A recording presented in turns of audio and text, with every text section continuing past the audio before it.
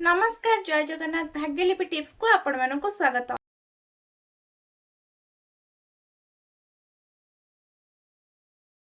आज दिनटी कुंभ राशि व्यक्तिशेष मानकर केमती कटिबो।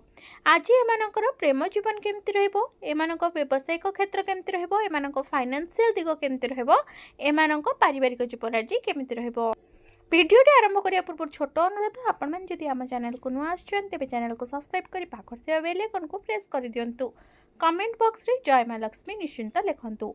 तेबे आसंतु जानिबा आजिर दिनटी मोटामोटी भाव में कुंभ राशि व्यक्तिशेष मानकर केमती कटिबो। आज कुंभ राशि पाई किछि चैलेंज आनिपारे। सामग्रिक भाव में यही समय आपणक पाई अनुकूल नुहे।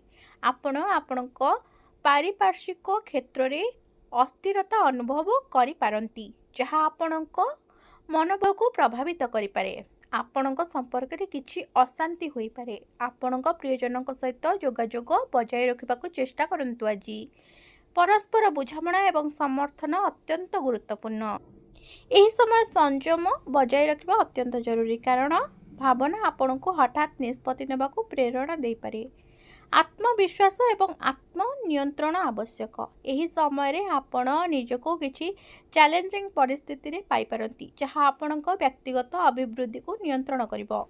आपणकर आंतरिक शांति को चिन्हिबाकू चेष्टा करंतु एवं असुविधा गुड़िकर मुकाबिला करिबा पाई एक सकारात्मक अभिमुख्य ग्रहण करंतु। मन रखंतु जे प्रत्येक समस्या एक सुजोग आने।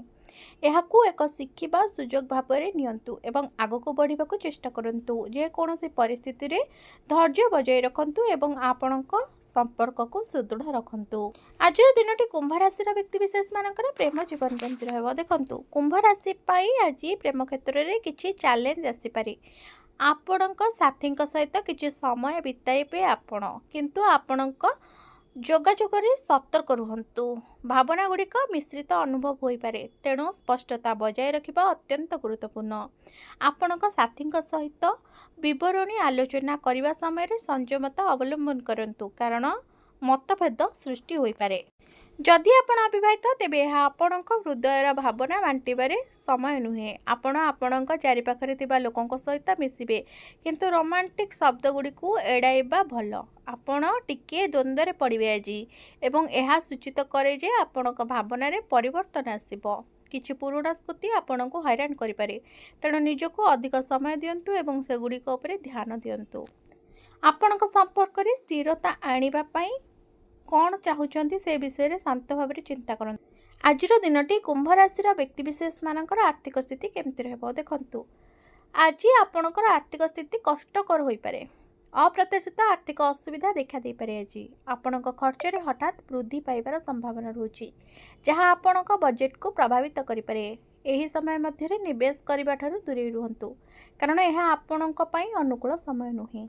आपण लगातार आर्थिक क्षतिर सम्मुखीन होई पारंती, जहाँ आपणक मानसिक स्थिति को मध्य प्रभावित करि पारे। जदि आपण ऋण नेबा विषय रे चिंता करूछंती तेबे दीर्घकालीन योजना करिबा सर्वोत्तम रहिबो।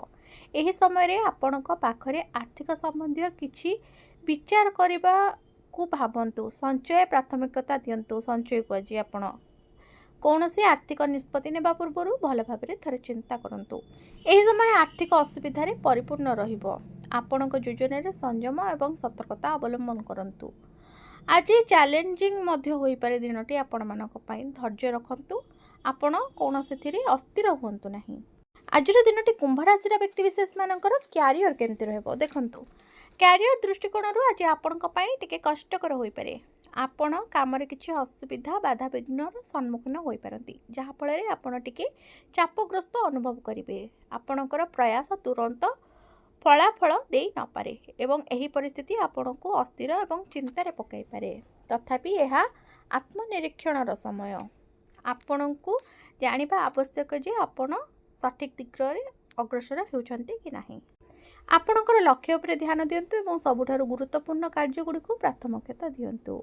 अन्य मानक ठारु समर्थन पाइबा मध्य बहुत लाभदायक होई पारे। एही समय निश्चिंत भाबरे आपण को आपणक शक्ति को पुनर्मूल्यांकन करिवार सुजोग देबो। मन रखंतु, प्रत्येक कष्ट एक शिक्षा दे थाए। धैर्य रखंतु एवं एक सकारात्मक मानसिकता सहित आगक बढ़ंतु।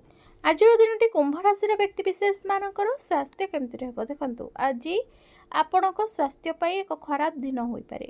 ଆପଣଙ୍କ ଶକ୍ତି ସ୍ତର କମ୍ ହୋଇପାରେ ଏବଂ ଆପଣ ମାନସିକ ଭାବରେ କ୍ଳାନ୍ତ ଅନୁଭବ କରିପାରନ୍ତି। ମୁଣ୍ଡବିନ୍ଧା ଆପଣଙ୍କୁ ହଇରାଣ କରିପାରେ, ତେଣୁ ଆପଣଙ୍କ ଶାରୀରିକ ଏବଂ ମାନସିକ ସ୍ୱାସ୍ଥ୍ୟ ପ୍ରତି ବିଶେଷ ଭାବରେ ଧ୍ୟାନ ଦିଅନ୍ତୁ। ଦିନସାରା ପ୍ରଚୁର ପାଣି ପିଅନ୍ତୁ ଏବଂ ହାଇଡ୍ରେଟ୍ ରୁହନ୍ତୁ। ଚାପକୁ ପରିଚାଳନା କରିବା ପାଇଁ ଧ୍ୟାନ ଏବଂ ପ୍ରାଣାୟାମ ଅଭ୍ୟାସ କରନ୍ତୁ। ଆପଣଙ୍କର ନିଦ ଗୁଣବତ୍ତା ଖରାପ ହୋଇପାରେ, ତେଣୁ ଆପଣ ପର୍ଯ୍ୟାପ୍ତ ନିଦ ନେବାକୁ ଚେଷ୍ଟା କରନ୍ତୁ।